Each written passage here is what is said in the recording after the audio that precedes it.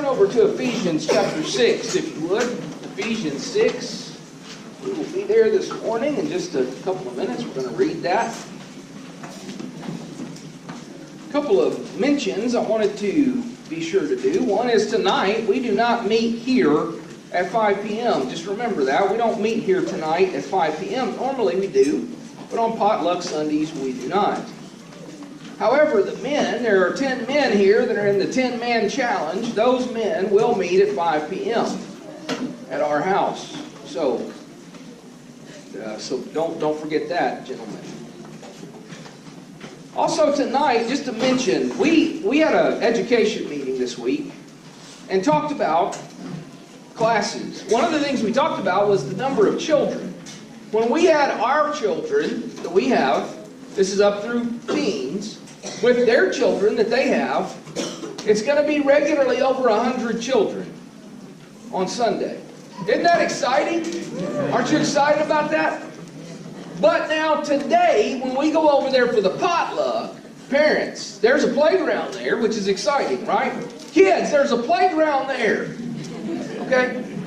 But I'm going to ask something. Keep an eye on your kids because there are a lot of older people there. And we want to be very cautious and careful. And we don't want somebody to get hurt or run over. It could happen. There's spaces in the building that are close. So you just have to stop and think about that. Where's my kid at right now? And you should assume it's something terrible if you don't know where they are. As a parent, I learned that. I figured that out. And so just be respectful and careful and thoughtful. Once you eat, then there's a way to go outside. There's a safe place there to do some play in. So that's a good thing. And kids, I'm asking you too, because you're old enough to, if you're old enough to hear this and pay attention, then just be careful. Use your inside voice. Use your inside walking instead of running maybe. That's maybe an idea. Just kind of think about that. Just be careful. There'll be a lot of us there together today. It's exciting. It's really exciting. Struggle. If we can, don't we help the people in our life avoid struggle? As a parent, I've always tried to help my kids avoid struggle. I didn't want them to have a tough time. I didn't want them to have a hard teacher. I wanted them to have easy teachers because I didn't like hard teachers when I was in school. I want them to have a job that they love. I don't want them to go through difficult things. I want to provide for them. I don't want them to get sick. I don't want bad things to happen. I want to avoid struggle, difficulty. But now, God is a better parent than we are. And God does some stuff for us that teaches us a little bit about parenting. One of the things He does is He lets us as His people struggle. He lets us struggle. He allows us to struggle. I don't think God is trying to make us struggle. I don't believe that. But I think He allows us to because He loves us. Most of the time, when we go through something hard, and we come through that, and we survive that, there's a great sense of accomplishment. There's something we learn from it. There's benefits to it. But we, if it's up to us, a lot of times, we wouldn't let struggle happen. God, however, does. And for us as His people, He makes us these wonderful people. He tells us to emulate and follow Christ in our life. But then He puts us in a world that doesn't do that. He puts us in a world where bad things happen. Where people hurt each other. People steal from each other. People are unfaithful to each other. School shootings happen. Terrible things in our world. And yet God knew those things would happen. God didn't choose for those things to happen, but God knew those things would happen. And God lets us live in this world and go through some difficulties. Sometimes I wish it weren't true for me. And yet God still does. So He tells us in Ephesians 6 verse 12, "For our struggle is not against flesh and blood, but against the rulers, against the authorities, against the powers of this dark world, and against the spiritual forces of evil in the heavenly realms." God, while letting His children go through hard things, also communicates to us that you can't get stuck in the moment. Don't get stuck thinking that what you're going through at the moment is all that there is. It's not about the physical. It's really about the spiritual. And I'm going to tell you something. I fall into this trap, maybe you do too sometimes, of being the most unhappy about what I'm going through physically or what difficulty I'm having at the moment. I get stuck in that moment and I focus on it too much. I think about it too much. And when I start to, I become a victim. I become negative. I become ugly. Matter of fact, I can be really angry at people that seem like they have it better than me. You ever felt that way? You ever felt that way? It's easy to do that. It's easy to do that. And God is telling us through His Word, if you're looking at it, if it's flesh and blood, that's really not what your problem is. That's really not your struggle. It's really the spiritual that you need to focus on. What am I supposed to be learning from this? How am I supposed to grow through this? How does this change me spiritually? Not physically. It's not the physical. Matter of fact, people that get the physical stuff out of their life, who lose something important and have to move past that, sometimes those people have a perspective on life that is so much greater than those of us who haven't been through something like that. And I think that's because we realize flesh and blood is going to let us down. Flesh and blood doesn't last. It doesn't work. It's not eternal. But the part of us on the inside that's like God, the part of us that He made perfect, the spiritual part, the part that He wants to redeem for His own, for eternity, that part of us is spiritual. That's the spiritual part. That's the important part. That's the part we ought to be thinking about more of the time. It's easy for this world to get in our way. When you get home today, I don't want you to do it right now, because some of you have your smartphone out. You're looking at a Bible. Don't do this now, but later, I want you to Google something. There's a lady's name. Her name was Pauline Jacoby. Pauline Jacoby. She's a special lady. I'll never forget her. She came on the news when we lived in Memphis. She came on the news because she was from a little town north of Memphis called Dyersburg, Tennessee. And Pauline Jacoby had something happen to her. 92 years old. She drove herself to Walmart. She was a good driver. She parks in a parking place. She goes in Walmart. She gets her items. It's during the daytime. She comes back out and gets in her car. As she gets in her car, a gentleman, who was not a gentleman at all, got in the seat, the passenger seat. And he pulls out a gun. And he says, I want all your money. She's 92, okay? She said, no.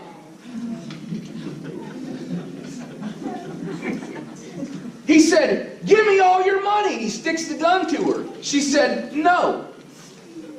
He said, what? She said, look, I want to tell you something. If you shoot me right now and kill me, I'll go to heaven. I'm not worried about me. But you'll probably go to hell. That's what she said to him. And he just, can you imagine what he's thinking? This is not how this goes. I've seen this in the movies. You're supposed to give up all your stuff. That's not what she does. She said, I need to talk to you about your life. What would your mama think about this? And she starts to educate him. And she starts to tell him, because she's 92, she doesn't care. If he kills her right there, fine. She's gone. She's not worried about it. And she talks to this man. And she said, you know what? You need to pray to the Lord and ask for forgiveness. That's what you need to do. And he said, well, I'm going to do that tonight. She said, you don't have to wait till tonight. Jesus is right here, right now. So you get busy with it. And she prays with the guy. And then she says, now, you going to get your life straightened out? Yes, ma'am. He's crying, big tears. She reaches into her purse and she gives him all the money she has. $10, what it was.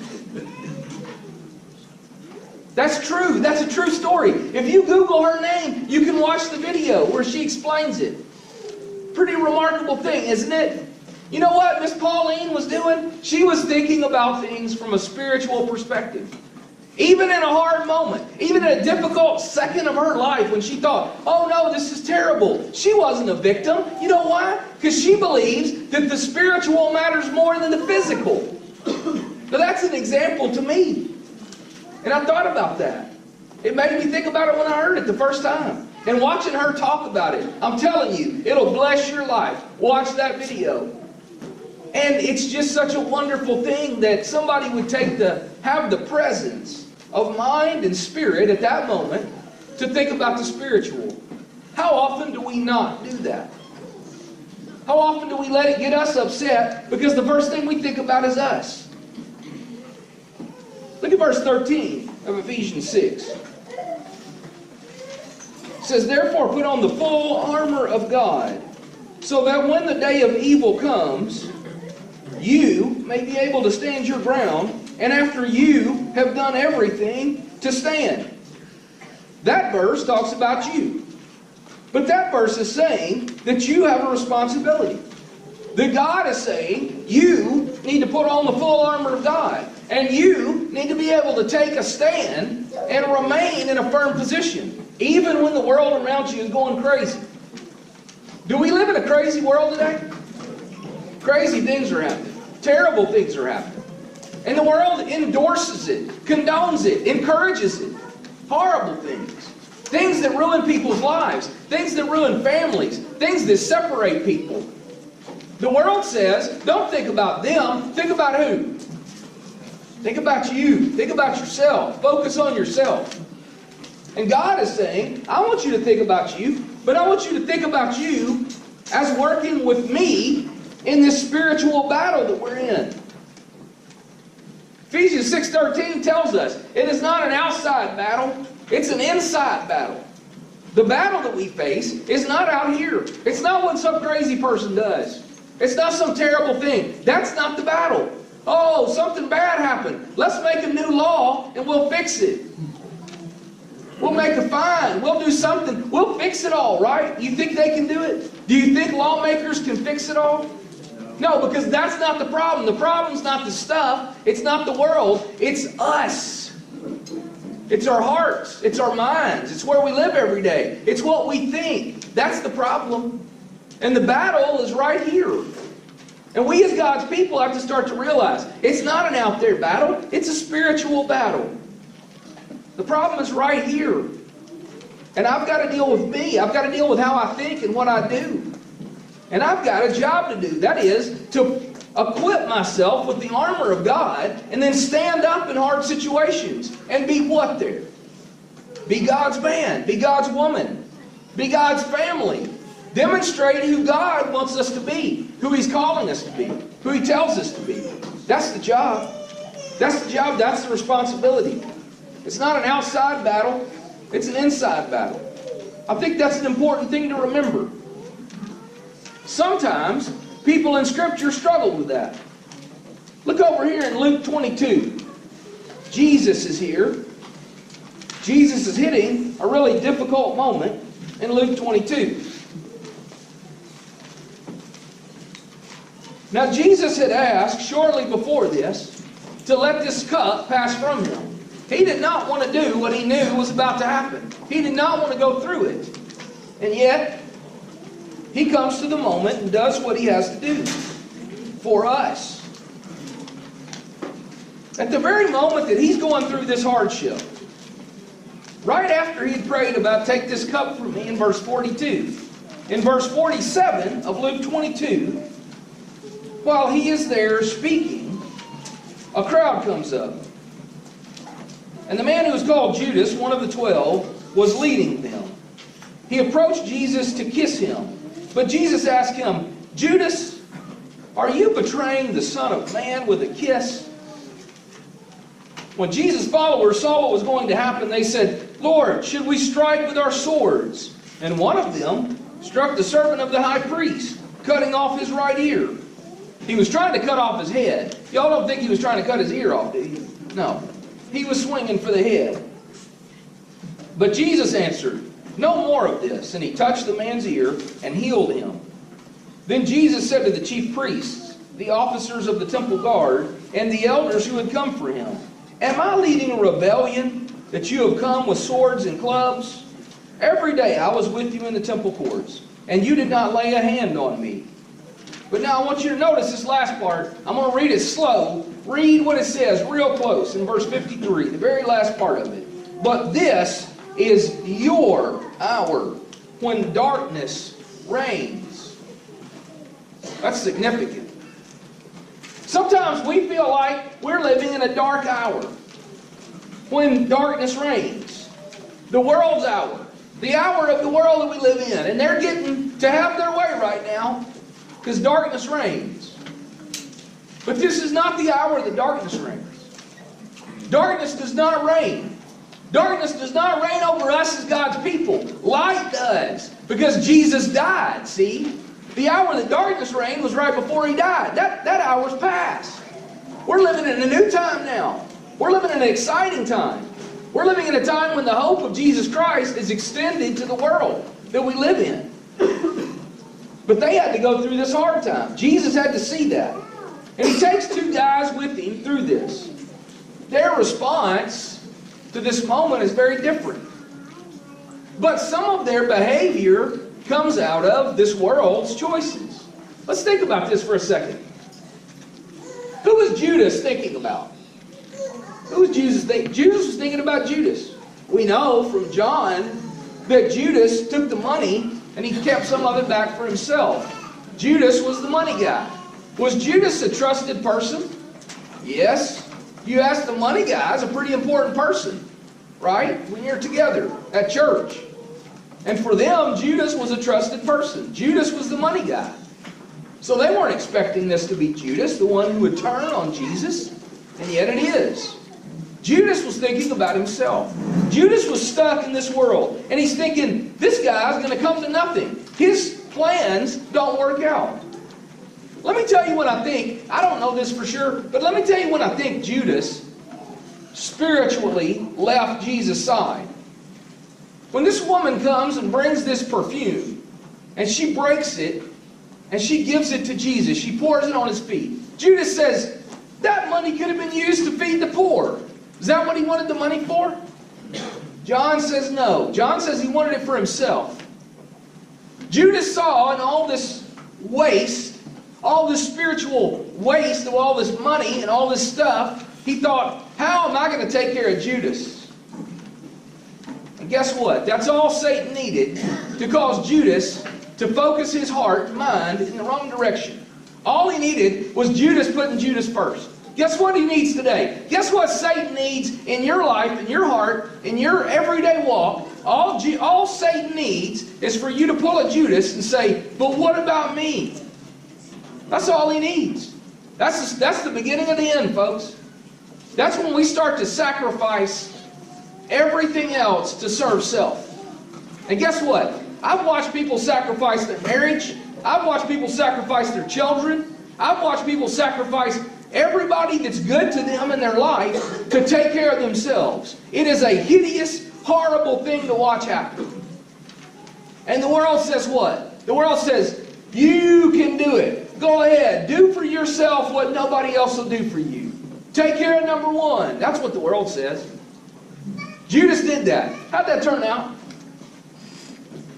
I hate to say it, but the end of Judas's life looks a lot like people in this world who put themselves first. A selfish life focused on self does not turn out positively. It just never does. Now, if there's somebody that we're like, I do think, as Danny said, I think often it's Peter. So let's talk about this guy. Because see, Luke 22 doesn't leave Peter alone. Peter jumps up. He's the one that, guess what? In verse 50, he's the one that pulls the sword out. I will defend Jesus. I'm going to cut a dude's head off. I always wondered why Jesus didn't let him cut his head off, because he could have put that back on. That would have been more amazing than the ear, don't you think? Would have been fine, but anyway. Okay, the ear's good enough. The thing is, before the chapter is done, Peter disowns Jesus. Verse 54, then seizing him, they led him away, took him into the house of the high priest. Peter followed at a distance. Peter's going, okay, Jesus, do it. Turn into Super Jesus and kill them all. Do it, Jesus, you can do it. That's what he's watching, thinking. That's what I think he's thinking. But when they had kindled a fire in the middle of the courtyard and sat down together, Peter sat down with them. A servant girl saw him seated there in the firelight. She looked closely at him and she said,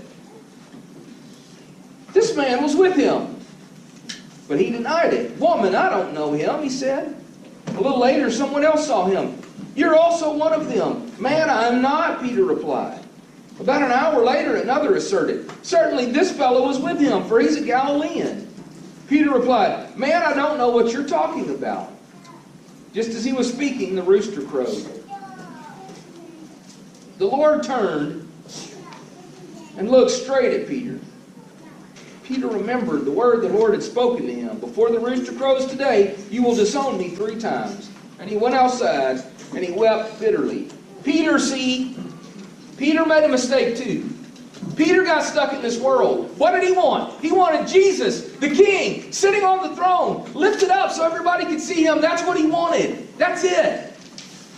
Be the one we want you to be, Jesus. Act like we want you to act. Do what we want you to do. Say what we want you to say. Make this world right, Jesus. But that's not Jesus' plan. That's not God's plan. We want God to fix this world. Can I tell you something? That's not the plan. The plan is that there's a spiritual battle and that we as spiritual people help redeem others for their spiritual home. That's the plan. If you work night and day and we give all of our energy tirelessly to fixing this world, can I tell you something? It's never going to work. You can't fix it all. Yes, do good. Yes, bless other people. Yes, help the poor. Yes, do everything you can. Pray with the sick. Do whatever you can. But let me get this straight with you today. There is no hope but Jesus Christ. Amen. There's no other hope that will fix it.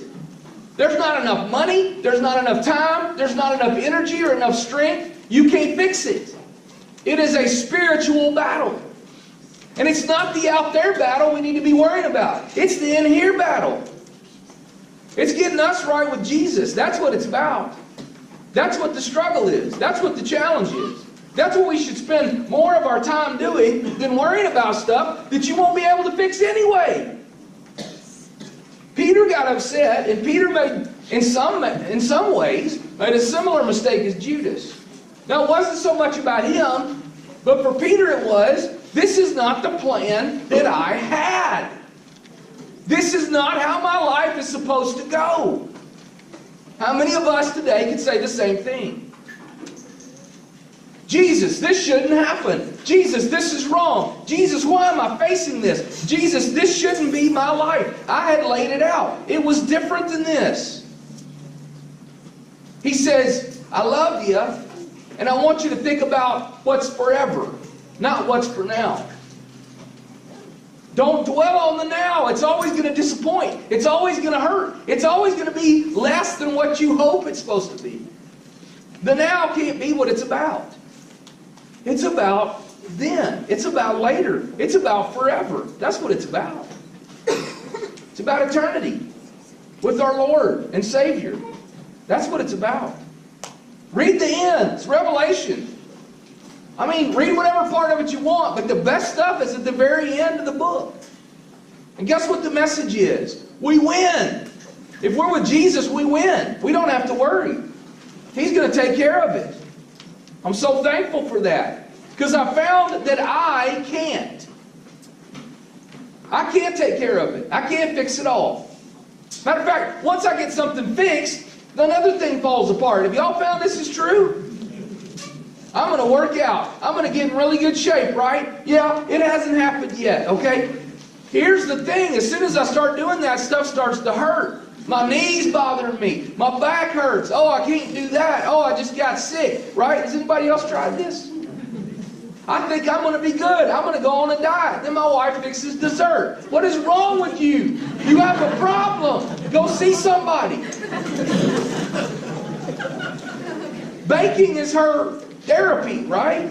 I'm so thankful for that, but give it away. I cannot have it here. The thing is, we try to fix one thing, another thing breaks. That's this world. I don't know what to do about that. But guess what? Thankfully, because of Jesus Christ, we don't have to worry so much about it. It's not an outside battle, it's an inside one. When we are consumed with our problems, stressed out over our life, we are letting our circumstances overpower our faith. Don't we do that? We do it. It's a trap, but we do it. We got to find a way to rejoice. Now today, we have a lot to rejoice about, don't we? Doesn't the South Point Church have a lot to rejoice about? And don't you have a lot to rejoice about? Think about your life. Think about how God has blessed you. Don't get sucked into thinking about stuff that's negative and bad. It's so easy to do it. Yes, all of us have had bad stuff happen. If you haven't, it's just because you're not old enough. You hadn't lived long enough yet. Bad stuff happens in this world. I wish it didn't, but it does. But you know what? When I'm 92 and somebody jumps in the car with me and says, "Give me all your money," I want to be able to say, "No, that's not your problem. The money won't fix it. You know what you need? You need Jesus in your life." Right? And we got to get that. We got to get that mentality. We got to get that attitude about us. I think it's a beautiful thing, and it's what God's calling us to. The battle is not really outside. So let me ask you a question. We have some sports fans here today, okay? How's your inside game? Because you know what? You can't win without it. You can't, can you? You can't win without a good inside game. Think about that, spiritually speaking. If our game is all outside, you're going to lose. You got to go inside. Some of us, we work on the outside. We spend time working on the outside. We want to get things right. I want to get this car. We're able to get it. That's great. I want to get this house. You got it. I want this job. You get the job you're after. That's fantastic. It's all outside. That's all outside stuff. The inside is what we need to worry about. We need to be more concerned about it. So this morning, let me ask you a question. How's your inside stuff? The struggle of the Christian life is real, but God has provided for us a way to get through that. And the way that He's provided is Jesus Christ. If your life has not been changed by being cleansed, by being washed the way that Sarah was the other night, having your sins washed away. Now I went and looked in the water after she was baptized. I could not see any sins in there, okay? It is not something physical. It's not an outside thing. It changes us on the inside. God tells us that. And it's His plan, not ours. If you haven't been changed in that way, do it today. Fix it. Say, I need to be baptized into Christ. I want to be changed. We'd love to do that. We'll do that when we go over there for a potluck. We'll go to a potluck and a baptism. That'd be awesome. But you might need to make other changes. You might be a child of God, but there's something in your life that needs to change. If we can help you today, don't focus on the outside. Don't worry about what people are going to see. Don't say, I should go forward, but what are those people going to think of me? You know what? Don't worry about that. It's not the outside you need to think about. It's the inside you need to think about. If you're here today, we can help you. Why don't you come while we stand and sing?